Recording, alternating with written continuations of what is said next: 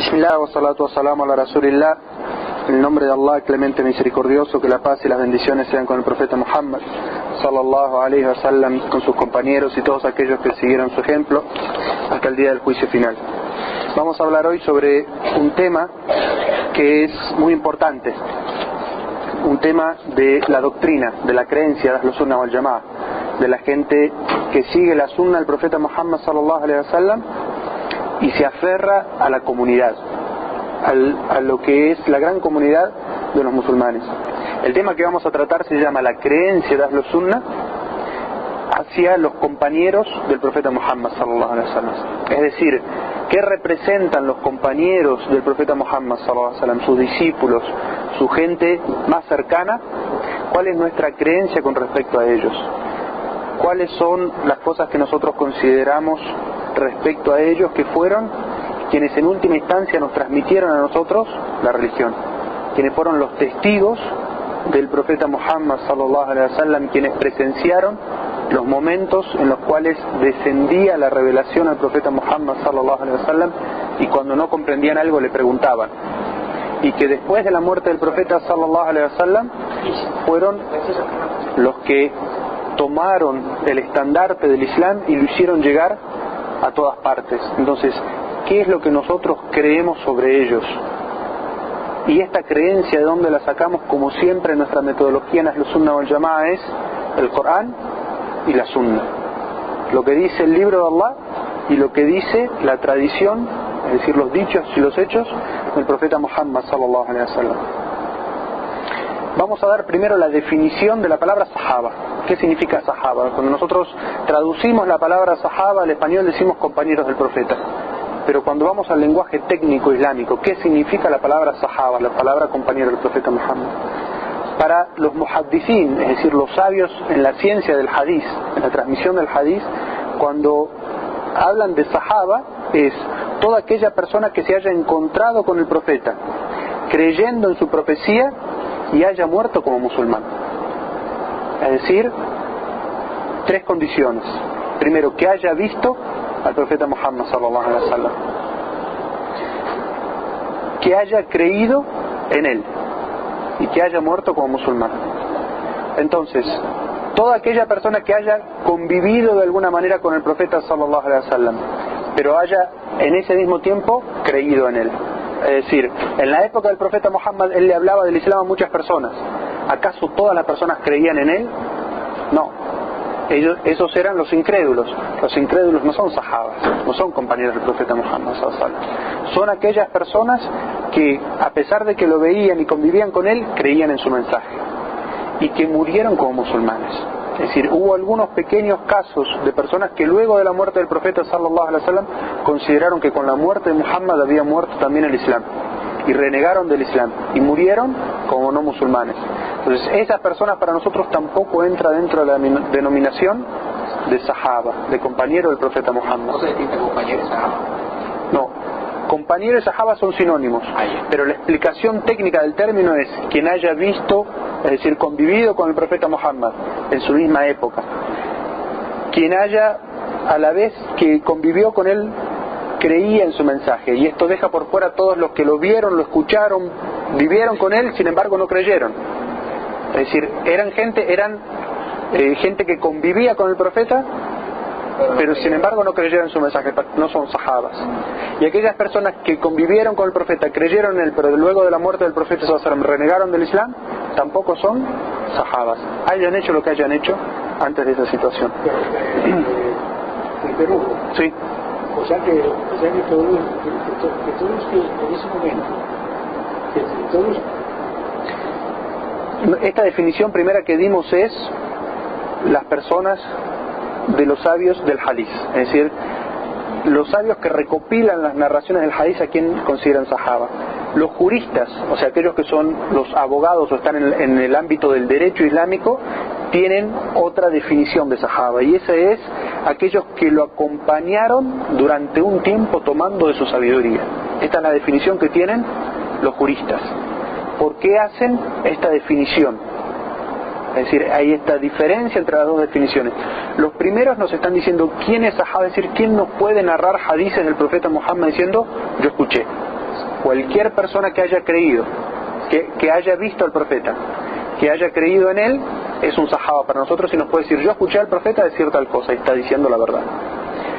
En el campo del fiqh, de lo que es la jurisprudencia islámica, cuando nosotros decimos la opinión de un sahaba, hacemos una diferencia. Los sahabas son en ese aspecto aquellos que convivieron, es decir, que fueron discípulos del profeta sallallahu alaihi wasallam, que convivieron un tiempo con él y tomaron de él su sabiduría, porque no es lo mismo una persona como Abu Bakr as-Siddiq, como Ali radhiallahu anhu, que estuvieron 23 años con el profeta sallallahu alaihi wasallam, escuchando de él sus enseñanzas, acompañándolo en todas las instancias, combatiendo con él, ayudándolo a formar el Estado Islámico, a una persona que el último año se hizo musulmán, un beduino que vino, tomó el testimonio de fe con el profeta y se volvió al desierto.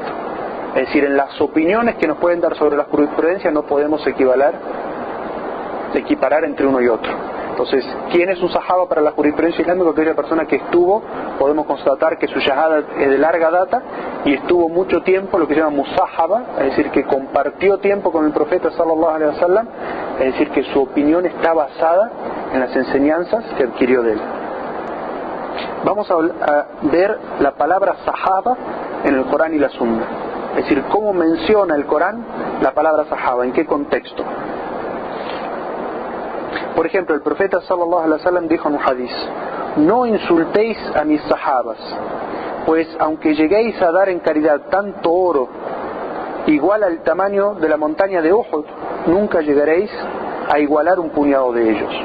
Este hadiz, el profeta sallallahu alaihi wasallam estaba hablando con unas personas, ¿verdad?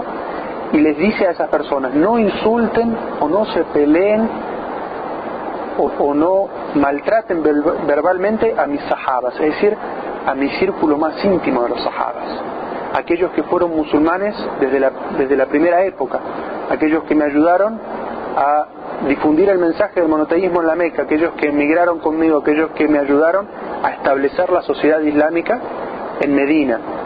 Y ahora estos que se hacen musulmanes al final vienen y critican a los primeros. El profeta sallallahu alaihi wasallam le dijo: no critiquen a mis sahabas, es decir, ¿a cuál de las dos definiciones que dimos anteriormente se está refiriendo?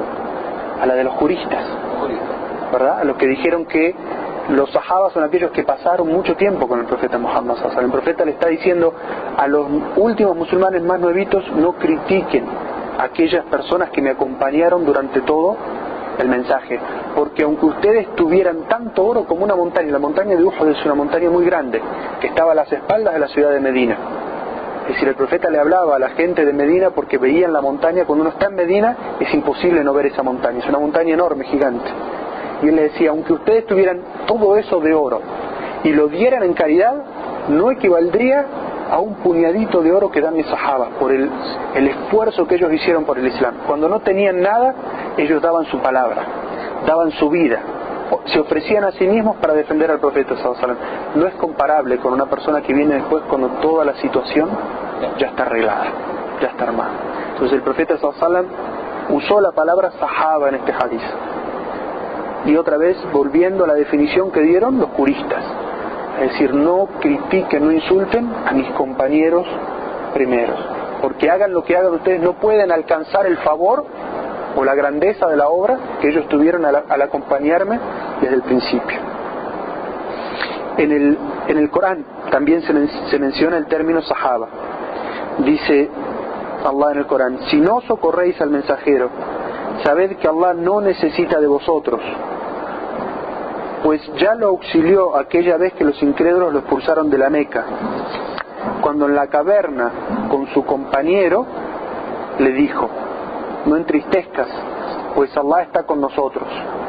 Entonces Allah hizo descender su sosiego sobre él, le socorrió con un ejército de ángeles que no veían, y dispuso que el propósito de los incrédulos se desvaneciera, y que el mensajero de Allah sea el que prevalezca. Ciertamente Allah es poderoso sabio. En esta ley Allah le habla al profeta Muhammad sallallahu alaihi wasallam y nos habla a todos nosotros. Y nos está diciendo: si ustedes no socorren al profeta Muhammad sallallahu alaihi wasallam, es decir, si ustedes no lo apoyan, no lo soportan al profeta Muhammad sallallahu alaihi wasallam en su misión y también en su seguridad, dice, sepan que Allah no necesita de ustedes. Es decir, apoyar y sustentar al profeta Muhammad sallallahu alaihi wasallam es un bien para ustedes, porque Allah no necesita de ustedes. Que ustedes le ayuden al profeta Muhammad sallallahu alaihi wasallam es una forma de que ustedes se ganen el paraíso, porque Allah ya lo sustentó cuando él estaba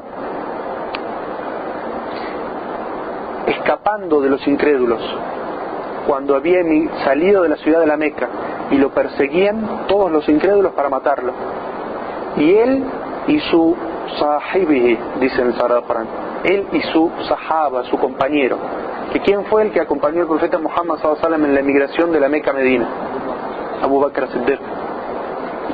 ¿Cómo lo llama Allah Abu Bakr as-Siddiq en el Sagrado Corán? Sahibi, su compañero cercano. Entonces está usando Allah Azza wa Jalla en el Sagrado Corán la palabra sahaba, refiriéndose a un compañero del profeta Muhammad sallallahu alaihi wasallam que lo acompañó durante su emigración de Meca a Medina. ¿Y qué dice Allah? Nos relata una historia que pasó en esa situación. El profeta sallallahu alaihi wasallam fue y le pidió a Abu Bakr que lo acompañara en la emigración. Pero el profeta no emigró de la Meca sino hasta que todos los creyentes y musulmanes habían emigrado de la Meca. Es decir, en la Meca los musulmanes eran, como nosotros somos, una minoría. A diferencia de nosotros, esa minoría era perseguida y torturada. La gente de Quraysh no quería que los musulmanes recen, no quería que los musulmanes o que la gente abandone la religión idólatra y se convierta al Islam. Entonces, ¿qué hacían? Perseguían, torturaban y mataban a los musulmanes. Entonces, llegado un tiempo en el cual ya se hizo imposible la convivencia de los musulmanes con esos incrédulos, Allah le permite a los musulmanes emigrar. Pero a diferencia de la gente de la actualidad, el profeta sallallahu alaihi wasallam no fue el primero en irse, ¿verdad? O sea, en la actualidad los líderes, ¿qué hacen? Son los primeros en irse, en dejar al pueblo atrás. El profeta sallallahu alaihi wasallam no. El profeta sallallahu alaihi wasallam, cuando Allah les autorizó a los musulmanes a emigrar, arregló la emigración de todos los creyentes. Cuando todos se hubieron ido, Allah autorizó al profeta sallallahu alaihi wasallam recién a dejar Meca. ¿Quién había quedado para acompañarlo? Abu Bakr as-Siddiq. Él había quedado en la Meca para acompañar al profeta Muhammad sallallahu alaihi wasallam. Entonces Allah nos relata una historia. Cuando ellos escapan por la noche de la Meca, se esconden en una montaña, en una caverna. Entonces vienen los buscarrecompensas, aquellos que estaban tratando de cazar al profeta Muhammad sallallahu alaihi wasallam para llevarlo a Quraysh y que lo maten. Entonces el profeta y Abu Bakr se esconden en una caverna. Esa caverna es muy pequeña, de manera que ellos tenían que estar apenas contra la pared, y Abu Bakr, cuando ve que los incrédulos vienen, le dice al profeta Muhammad, mensajero de Allah, si ellos miraran a sus pies, verían nuestros pies. Es decir, no era una caverna profunda que ellos estaban escondidos, era una caverna muy pequeña. Y sin embargo, en esa situación Allah Azza wa Jal cegó a los incrédulos y no pudieron verlos. Y Allah nos recuerda esto a nosotros y nos dice, si ustedes no ayudan al profeta, Allah no necesita de ustedes. Allah ya lo ayudó cuando él estaba solo con todos los incrédulos en contra, persiguiéndolo. Es decir, que apoyar al profeta Muhammad sallallahu alaihi wasallam y seguirlo es un beneficio ¿para quién? Para nosotros. Y en esa situación Allah nos relata qué fue lo que sucedió. Cuando Abu Bakr le dijo eso al profeta, le dijo, si ellos miraran a sus pies nos descubrirían, es decir, nos matarían. El profeta sallallahu alaihi wasallam le dijo, Abu Bakr le contestó, y fíjense la palabra que Allah usa en el Corán, cuando estando en la caverna con su compañero, es decir, con su sahaba, el profeta sallallahu alaihi wasallam le dijo a su sahaba, no te entristezcas, pues Allah está con nosotros. Es decir, el profeta sallallahu alaihi wasallam tenía su corazón lleno de confianza en Allah y en ningún momento desesperó. El corazón de Abu Bakr temblaba en ese momento, él temía por la vida del profeta Muhammad sallallahu alaihi wasallam. Entonces Allah nos dice, entonces Allah hizo descender su sosiego sobre él. ¿Sobre cuál de los dos? Sobre Abu Bakr. El profeta sallallahu alaihi wasallam tenía su corazón lleno de sosiego. ¿Cuál era el corazón que temblaba? El de Abu Bakr. Entonces Allah hizo descender su sosiego sobre el compañero del mensajero de Allah sallallahu alaihi wasallam.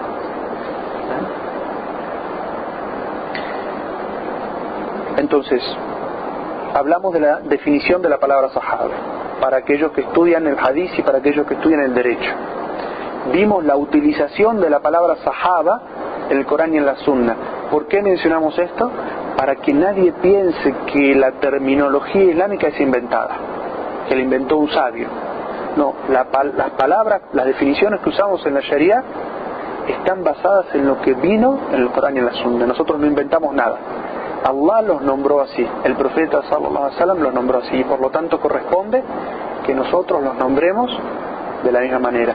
Y de la misma manera que, fíjense, el Corán y la Sunna, el respeto que tienen por esas personas, de la misma manera nosotros tenemos que tener respeto por esas personas. Y como el profeta dijo, no critiquen, no insulten a mis sahabas, entonces de la misma manera nosotros tenemos que tomar esa metodología y no criticar ni insultar a los compañeros del profeta sallallahu alaihi wasallam, porque no hay obra que nosotros podamos hacer que iguale la obra que ellos hicieron. El tema que sigue es, ¿acaso todos los sahabas son iguales? Dijimos que para la definición sahaba vamos a tomar la definición de aquellos que narran el hadith, es decir, toda aquella persona que vio al profeta creyendo en él y murió musulmán. Pero no todas las personas que vieron al profeta creyendo en él y murieron como musulmanes están iguales. Dijimos que hay personas que ingresaron al Islam desde el principio, creyeron en él inmediatamente y lo secundaron durante toda su misión, y gente que, a pesar de conocerlo desde la primera época, se hace musulmán recién al final del mensaje. Un ejemplo de eso es las personas que creyeron inmediatamente en él. ¿Quién fue la primera mujer en creer en el Islam? La esposa del profeta, Hadilla. Fue la primera mujer, la primera persona en creer en el Islam. ¿Por qué? Porque el profeta sallallahu alaihi wasallam, cuando recibe la primera revelación en la montaña, las primeras aleyas, vuelve a su casa y le cuenta a su esposa Hadilla lo que había sucedido, y Hadilla inmediatamente le demuestra que lo que él vio no fueron alucinaciones ni fueron un demonio, sino que evidentemente es una revelación de Allah. ¿Por qué? Le dice, porque tú eres una persona de bien, que alimentas al pobre, que ayudas al necesitado, que no abandonas al que necesita tu ayuda. Es decir, le evidenció que ella creía en todas las cualidades buenas que él tenía, y que por lo tanto, si recibía eso, evidentemente debía de ser una revelación. Es decir, la primera persona en creer en el profeta Muhammad sallallahu alaihi wasallam, una mujer, Hadilla. Luego el profeta sallallahu alaihi wasallam comienza a hacer da'wah a sus amigos y familiares. ¿Cuál es el primer hombre en creer en el mensaje del profeta Muhammad sallallahu alaihi wasallam? Abu Bakr as-Siddiq. ¿Y cuál es el primer niño en creer? Sí, es el Ali, cuando se hace musulmán, tiene 7 años. Pero es el primer niño en creer en el profeta Muhammad sallallahu alaihi wasallam. Porque sí, nosotros decimos de que eso lo dice que el primer musulmán, el primer musulmán fue Ali, eso que también. ¿Sí? No se dice Hadilla, ni se dice simplemente claro. Históricamente fue Hadilla. El primer ser humano en creer en el mensaje del profeta sallallahu alaihi wasallam, una mujer. Entonces salimos de toda controversia, ¿sí?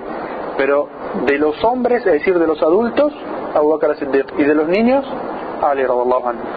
De todas maneras, y es una metodología que nosotros vamos a ver respecto a los sahabas, las virtudes individuales de los sahabas no demuestran superioridad de uno sobre el otro.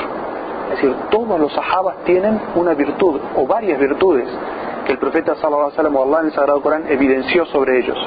Pero eso nosotros no hacemos entre ellos mufadala. Es decir, no decimos fulano es mejor, mengano es mejor, fulano es mejor, o tal es superior al otro. No, todos ellos tienen virtudes.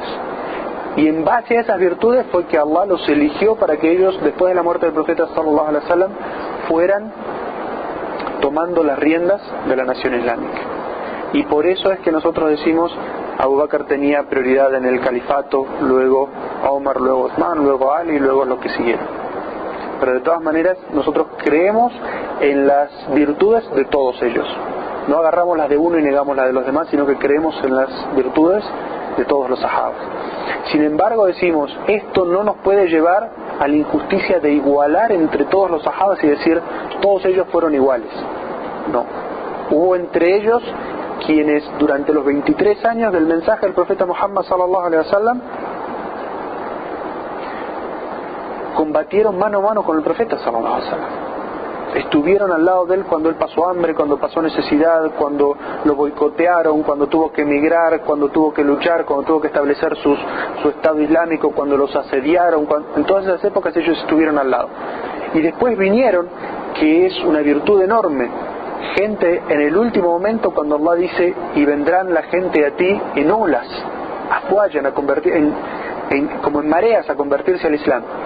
Pero esa gente se convierte al Islam cuando ya la situación es fácil. No se puede igualar entre uno y otro. Los que estuvieron dispuestos a afrontar todas las dificultades y los que vinieron cuando la situación ya era fácil. Entonces, los sabios, en base a la vida de los sahabas, estipularon estratos.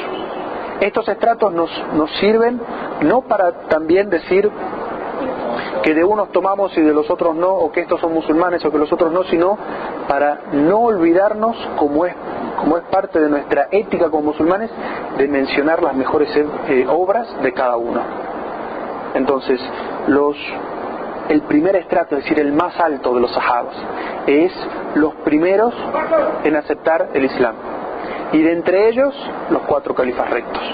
Es decir, Abu Bakr, As-Siddiq, Omar, Ibn al-Khattab, Uthman, Ibn Affan y Ali, radiyallahu anhu. Ellos son el estrato más alto de los sahabas, los que estuvieron desde la primera época con el profeta sallallahu alaihi wasallam y afrontaron también las dificultades más grandes por llevar el Islam a sus espaldas. Sí.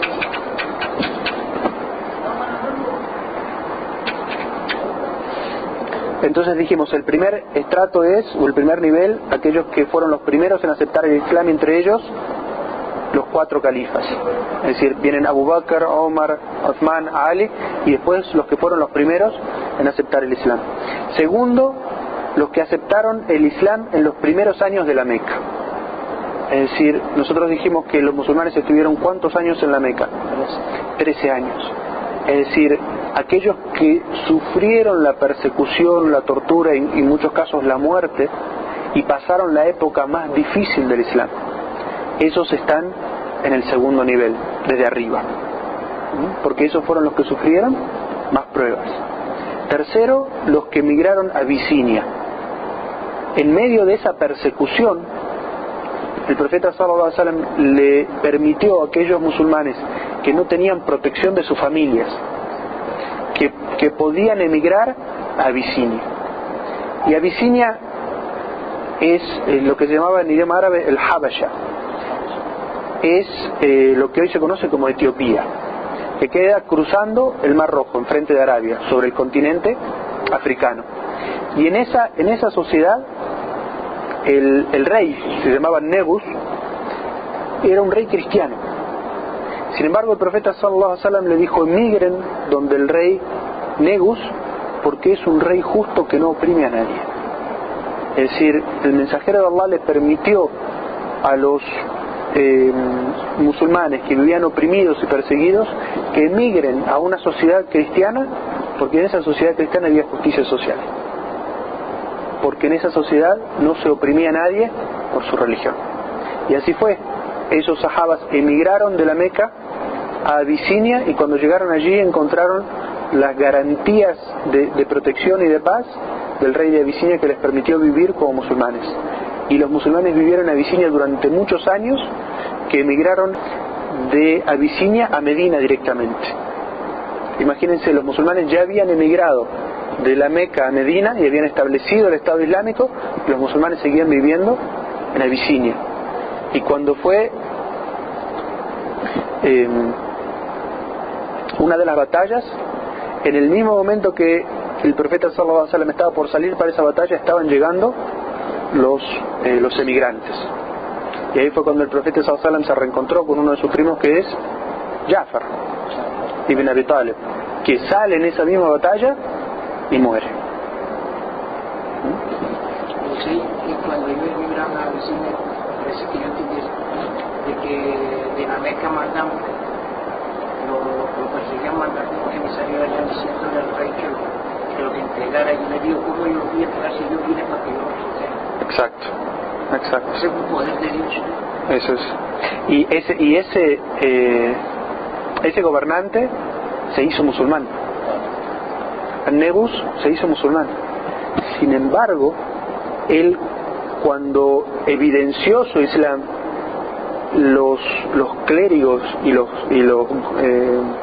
gobernadores y la gente de poder se exaltaron y como que se le iban a rebelar, lo iban a sacar del poder. Entonces él mantuvo su Islam en secreto para mantener la paz. Y tanto fue así, o sea, él vivió como musulmán en su creencia sin expresarlo.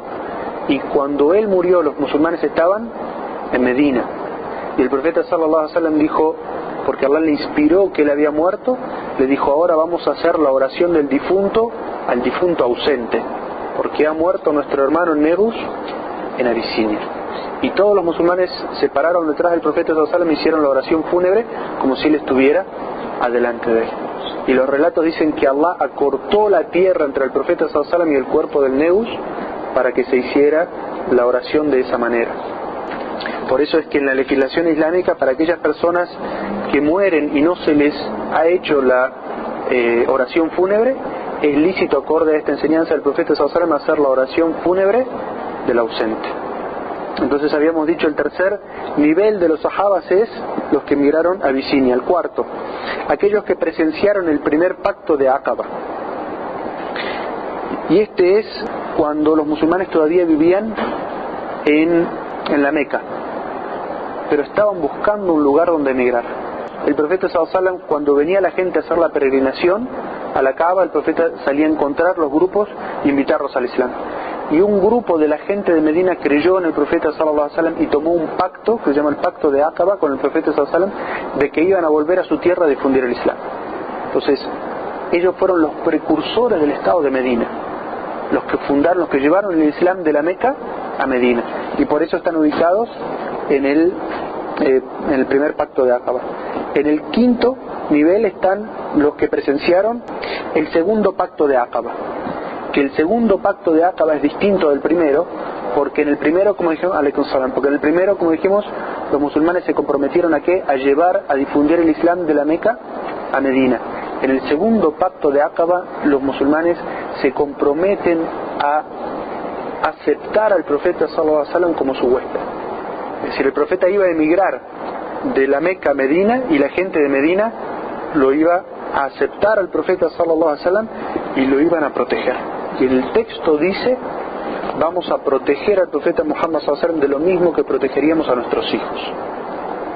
Es decir, de cualquier dificultad o de cualquier agresión, de esa misma manera como uno defiende a sus hijos, los sahabas, es decir, la gente de Medina iba a defender al profeta Muhammad sallallahu alaihi wasallam. Por eso están puestos estos musulmanes que participaron en ese pacto en el quinto nivel de los sahabas.